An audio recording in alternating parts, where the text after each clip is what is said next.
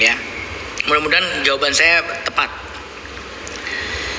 Skincare ini bukan obat, makanya boleh dijual bebas, ya.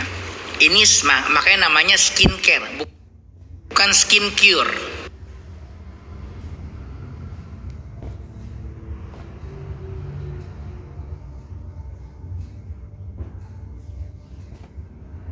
Makanya nggak boleh tuh ada zat-zat aktif yang terlalu yang ada punya potensi membahayakan.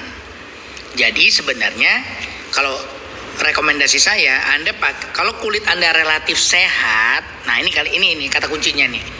Kalau kulit Anda itu relatif sehat,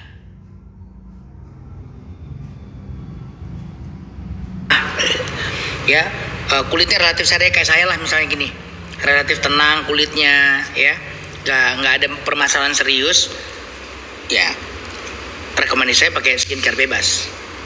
Anda boleh pakai skincare bebas, coba aja mana yang Anda mau. Sabun, moisturizer, sunblock, boleh tambah vitamin C, boleh tambah toner, ya. Terus malam juga demikian, terserah mau yang pakai yang layermu banyak silahkan aja. Tapi intinya adalah Anda bisa pakai skincare bebas. Tapi ingat, yang Anda harus hati-hati adalah krim malam. Ya karena biasanya yang paling bermasalah tuh di krim malam. Jangan tergoda pakai krim malam merek apapun yang nawarin, wah kalau pakai ini seminggu udah cakep kulitnya. Jangan. Ya hati-hati karena terlalu cepat biasanya konsentrasinya terlalu tinggi. Dan itu ya itu tadi Anda ngikis lagi jadinya. Ya akhirnya skin barriernya dikorbanin pakai, kan kita mau pakai skincare seumur hidup cakep terus, nggak mau pakai skincare 2 bulan bagus, bulan ketiga mulai tipis, setahun mulai timbul tuh flek melasma. Itu berarti ada yang nggak benar. Ini yang harus hati-hati, ya. Jadi di rangkaian skincare yang Anda harus hati adalah krim malamnya. Krim malam itu yang ada AHA, retinol dan sejenisnya. Pokoknya yang mengandung zat-zat itu tuh yang hanya boleh dipakai malam. Ini biasa yang brightening, ya, dark spot removal, brightening itu biasanya ada zat-zat aktif yang dimasukin walaupun udah kalau skincare itu udah diatur, nggak boleh dosisnya terlalu tinggi, udah diatur. Tapi tetap aja karena kita penggunaannya jangka panjang, Anda harus hati-hati. Karena itu biasanya yang menyebabkan penipisan kulit yang padahal pasien ada beberapa pasien cerita ke saya, dok saya nggak pernah treatment, saya nggak pernah laser, saya nggak pernah peeling, saya cuma pakai skincare doang. Tapi kenapa muka saya bisa begini, bisa flek? Yaitu setelah dirunut ternyata krim malamnya yang bermasalah. Ini sering nih, jadi hati-hati pakai krim malam. Itu kenapa kalau di Gyut ya, di Gyut ini saya bikin ada krim malam namanya retinol night cream. Ya, retinolnya Gyut itu dosisnya udah rendah banget. Saya kasih dosis yang sangat minimal supaya nggak memberikan beban berlebihan ke kulit. Itu yang pertama. Yang kedua, rekomendasinya nggak perlu dipakai setiap malam. Anda kalau pakai retinol Gyut ya pada kulit yang sehat boleh pakai. Anda pakai retinol Gyut itu cukup 2 kali seminggu, nggak perlu setiap malam. Kenapa? Supaya kulitnya itu jangan dihajar, dikikis berlebihan gitu, ya. Nah saya rasa ini bisa Anda terapin ke skincare lain. Itu kalau pengen punya kulit yang relatif aman jangka panjang, skincare bisa dipakai cukup lama tanpa memberikan efek penipisan kulit. Itu penting, ya. Oke, Hari. Terus tadi ngomong apa ya? Skincare lawan skin cure. Nah, beda dengan etiket biru. Kalau etiket biru saya nyebutnya skin cure. Ya, skin cure itu obat. Nah jadi kalau misalnya Anda punya lagi jerawatnya lagi bermasalah nggak karu-karuan nih, ya terus ada permasalahan khusus yang memang membutuhkan ekspertis dari teman-teman sejawat yang mengerti masalah kulit, dermatologis dalam hal ini misalnya SPKK atau dokter umum estetik yang memang belajar mendalam urusan kulit ya.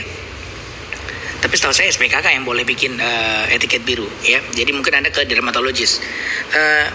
Nah pada kondisi yang kulit misalnya jerawat lagi nggak karu-karuan ya. Inflamasinya parah, meradang, udah kayak apartemen tuh jerawat bertingkat-tingkat gitu ya. Nah pada kondisi seperti itu Anda nggak bisa ngandalin skincare. Itu sebaiknya Anda cari ekspertis dokter SPKK atau dermatologis ya, ke sana konsultasi sama mereka, bener-bener diawasin penggunaannya. Nah nanti biasanya itu karena putus zat-zat aktif tertentu. Nah disitulah kita pakai kalau menurut saya ruang buat menggunakan skincare yang etiket biru yang memang dibuat khusus buat Anda, bukan dibuat. Jadi itu dihitung loh itu, dibikin racikannya itu khusus buat Anda. Anda perlu zat ini, oke ini pakai. Gitu, itu dibikin khusus buat Anda. Nggak bisa Anda kasih ke tetangga, kasih ke anak, turunin ke pembantu karena masalahnya mirip-mirip, belum tentu sama. Ya, jadi jangan main dokter-dokteran, jangan Anda menilai muka Anda sendiri, kayak sama deh, muka lo kayak sama kayak gue nih, pakai resep gue aja, nggak bisa. Jangan, ya. Jadi etiket biru itu ekspertisnya khusus buat Anda doang. Jadi very khusus gitu, ya. Dia khusus buat case Anda doang. Nah, begitu problemnya beres, wah jerawatnya udah mulai hilang nih, udah mulai sembuh, udah nggak reaktif, udah kembali normal kulitnya, pindah lagi ke skincare yang biasa, yang dijual bebas. Skincare, bukan skincare lagi, jadi nggak perlu pakai etiket biru. Kenapa? Karena kalau Anda ngerasa gini nih, nah ini juga salah satu yang sering kebablasan. Anda pakai skincare etiket biru.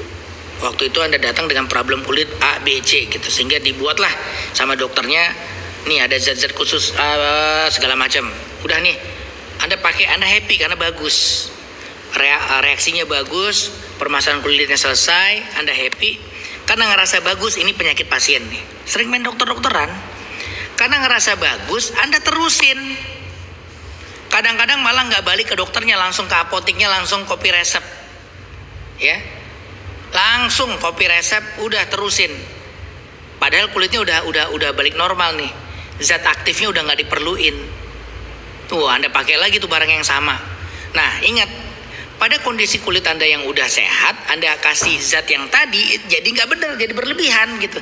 Itu yang rusak. Itu juga salah satu sumber kerusakan gitu.